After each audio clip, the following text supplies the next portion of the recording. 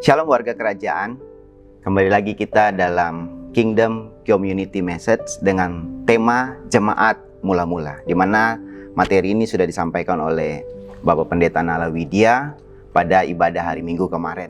Saya akan membuka komsel ini dengan satu pertanyaan, yaitu apa ciri orang yang hidupnya dikuasai oleh mood? Bapak Ibu Saudara tahu mood ya? Bapak Ibu Saudara bisa sharingkan, lalu kemudian nanti bisa saling berbagi satu dengan yang lain. Kita akan membaca satu kebenaran firman Tuhan yang terambil dari Kisah Para Rasul 2 ayat 41 dan 42. Saya akan bacakan. Orang-orang yang menerima perkataannya itu memberi diri dibaptis, dan pada hari itu jumlah mereka bertambah, kira-kira 3.000 jiwa. Mereka bertekun dalam pengajaran rasul-rasul dan dalam persekutuan. Dan mereka selalu berkumpul untuk memecahkan roti dan berdoa. Bapak Ibu Saudara, kalau kita melihat jemaat mula-mula, itu dimulai dari pertobatan 3.000 orang yang mau memberi diri mereka dibaptis karena khotbah Petrus yang disampaikan dengan penuh kuasa Roh Kudus. Kita tahu bersama bahwa di dalam ayat 1 dan 3 di mana ketika mereka berkumpul di loteng di Yerusalem, itu ada lidah-lidah api yang turun atas mereka, dan dengan kuasa Roh Kudus itulah mereka menyampaikan kebenaran firman Tuhan, dan Petrus berhasil berkhotbah sehingga 3.000 orang memberi diri dibaptis. Sebagai follow up dari peristiwa KKR besar tersebut, Alkitab katakan bahwa mereka bertekun. Nah, Bapak Ibu Saudara, bertekun adalah hal yang dilakukan secara berulang dan terus-menerus secara disiplin. Disiplin merupakan kata penting dalam bertekun. Lalu kemudian kita juga harus pastikan bahwa hidup kita ini jangan dikuasai oleh mood atau perasaan kita. Seperti yang sudah dikatakan Daud bahwa pujilah Tuhan hai jiwaku, seperti ada dalam Mazmur 103 ayat 1 dan 2. Artinya bahwa Daud melakukan disiplin kepada dirinya sendiri untuk senantiasa memuji Tuhan. Sekalipun mungkin mood atau perasaannya kurang baik, tetapi Daud tahu bahwa menyenangkan Tuhan itu harus disiplin. Kita akan belajar selanjutnya, ketekunan dalam hal apa saja yang perlu kita bangun. Yang pertama, ketekunan dalam pengajaran. Pengajaran menjadi hal yang sangat penting untuk ditekuni oleh jemaat mula-mula. Karena pengajaran itu adalah dasar bagi kehidupan yang terus-menerus dibangun di dalam Kristus. Jika dasar atau fondasi itu kuat, maka bangunan apapun yang didirikan di atasnya itu akan berdiri kokoh dan tegak.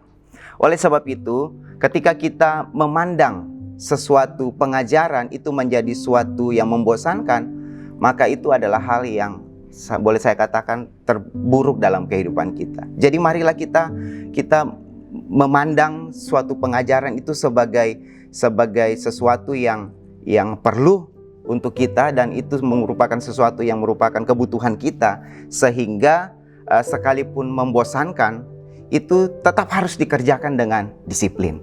Lalu yang kedua, ketekunan dalam hal apa? Yang kedua adalah ketekunan dalam hal persekutuan. Persekutuan berbicara tentang hubungan, yaitu perlu kita sadari bahwa gereja merupakan tempat berkumpulnya orang-orang sakit yang mau sembuh, orang-orang yang bermasalah yang mau dipulihkan. Artinya bahwa memang ada persekutuan, ada gesekan yang terjadi di sana. Sekali lagi, konsekuensi daripada ketekunan, sekalipun itu menyakiti satu dengan yang lain, tetapi tetap harus dikerjakan dengan sungguh-sungguh.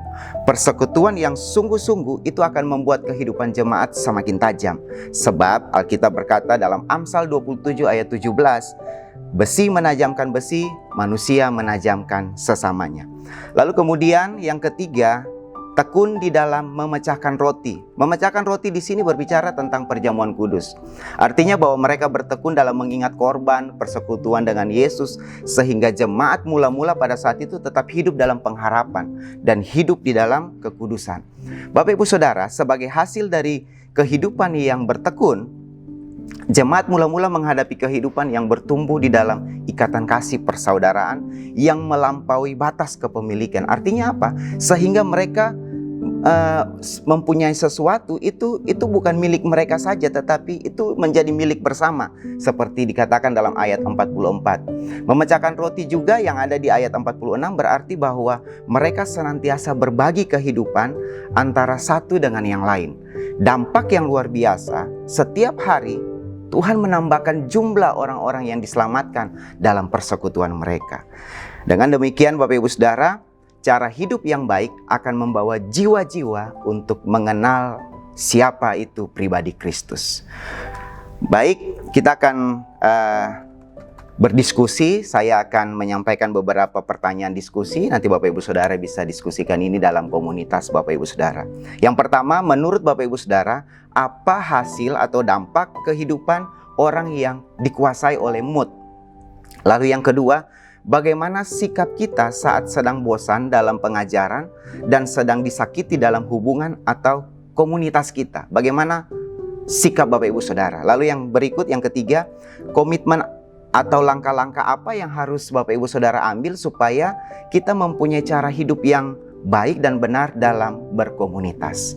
Bapak Ibu Saudara bisa diskusikan ketiga hal ini, lalu kemudian apa yang Bapak Ibu Saudara dapat bisa saling menguatkan satu dengan yang lain.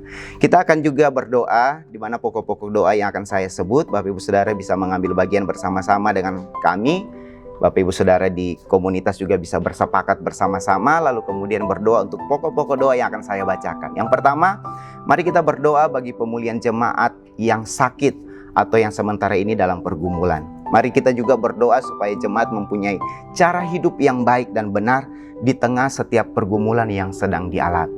Lalu yang ketiga, kita berdoa buat gembala sektor kita masing-masing, supaya Tuhan berikan hikmat, kesehatan, penyertaan, kekuatan, sehingga boleh menjadi gembala yang selalu senantiasa bertanggung jawab atas komsel-komsel yang ada. Kita juga berdoa supaya jemaat terus bertumbuh, berakar kuat.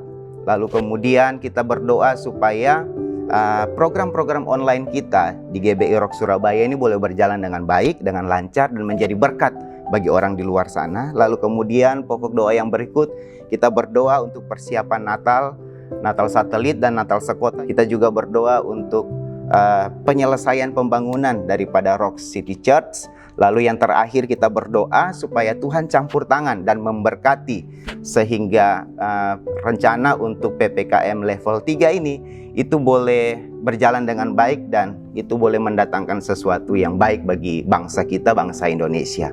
Mari kita berdoa. Bapa di surga, terima kasih.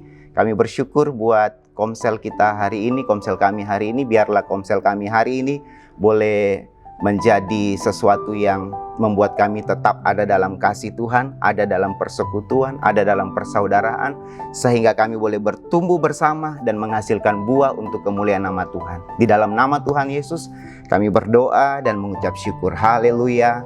Amin. Selamat berkomsel. Tuhan Yesus memberkati.